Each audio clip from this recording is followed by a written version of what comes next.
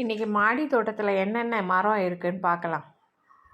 பூச்செடியெல்லாம் பார்த்தீங்கள்ல, வாழை மரம் வச்சுருக்கேன். வாழை மரம் வச்சது நான் ஒன்று, ஆனால் 2வது மரமும் வந்துடுச்சு. அது அதே க்ரோ பேக், பெரிய க்ரோ பேக் தான். அதை வைக்கலாமா என்னன்னு தெரிலன்னு சரி கண்டினியூ பண்ணுறோம்.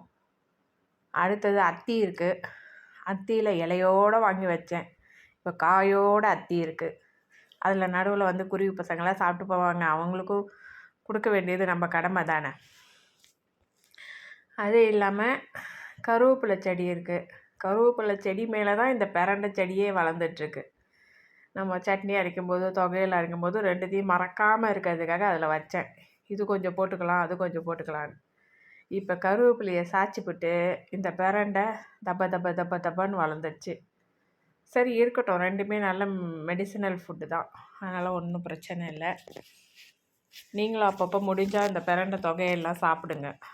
மந்த்லி ஒரு 2 கிடச்சிதுன்னா சாப்பிடுங்க. ரொம்ப நல்லது, நரம்புக்கெல்லாம் ரொம்ப நல்லதுன்னு சொல்லுவாங்க.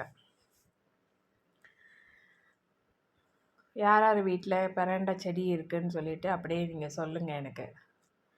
அப்புறம் பப்பாயா இருக்குது. பப்பாயா வந்து எங்கள் வீட்டில் பெரிய மரம் இருந்தது, சைடில் வச்சுருந்தது. அந்த மரம் என்ன பண்ணிடுச்சு, காம்பவுண்ட் சேர கொஞ்சம் தள்ள பார்த்துச்சு, கிராக்ஸ்லாம் வந்துடுச்சு.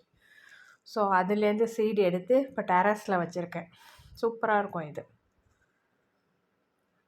அதே மாதிரி வாட்டர் ஆப்பிள் இருக்குது. வாட்டர் ஆப்பிள் இது பிங்க் கலர் வாட்டர் ஆப்பிள் வச்சு ஒரு 4 மாதம் இருக்கும் இந்த செடி. இது எல்லாமே கிராஃப்டிங் தான்.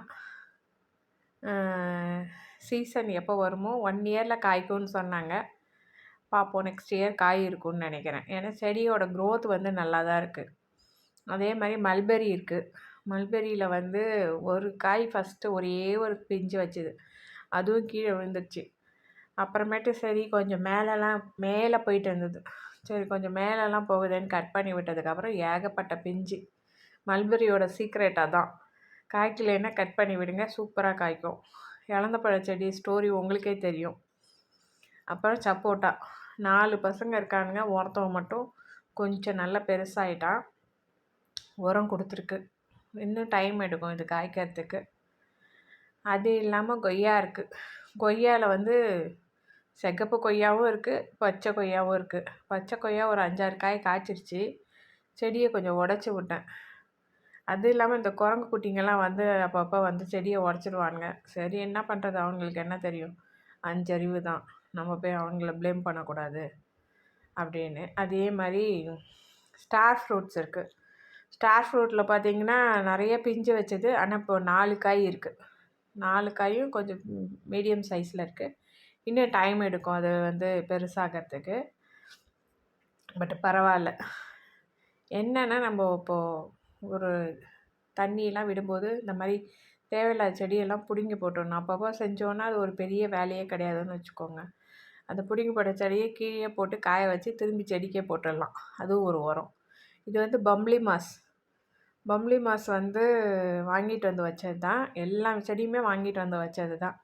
இந்த மரம்லாம் யாரும் கிஃப்டெல்லாம் கொடுக்கல. பூச்செடி சீடு அந்த மாதிரி தான் என் ஃப்ரெண்ட்ஸு கொடுப்பாங்க. இதெல்லாம் வாங்கிட்டு வந்து வச்சது தான். முல்சீத்தா இருக்குது. முல்சீத்தா வந்து சாப்பிட்டுட்டு அந்த சீடு போட்டது தான் இது. இப்போ தான் வளர்ந்துட்டு இருக்காங்க. முல்சீத்தா சீடு என்கிட்ட இருக்குது, நிறையா இருக்குது. அது மாதிரி மந்தாரை, இதுவும் வந்து ஒருத்தவங்க மரத்துலேருந்து அந்த சீடு கொடுத்தாங்க, அதை எடுத்து போட்டது தான் இது.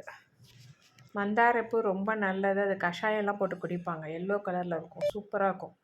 அப்புறம் செரி பழம் இருக்காங்க. சீசனுக்கு அப்பப்போ ஒரு 10 பழமாவது கொடுப்பாங்க.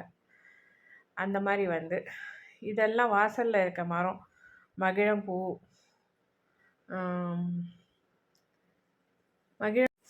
அப்புறம் இந்த ஸ்டார் ஃப்ரூட்டோட ஸ்டேட்டஸ் இது தான் இப்போது.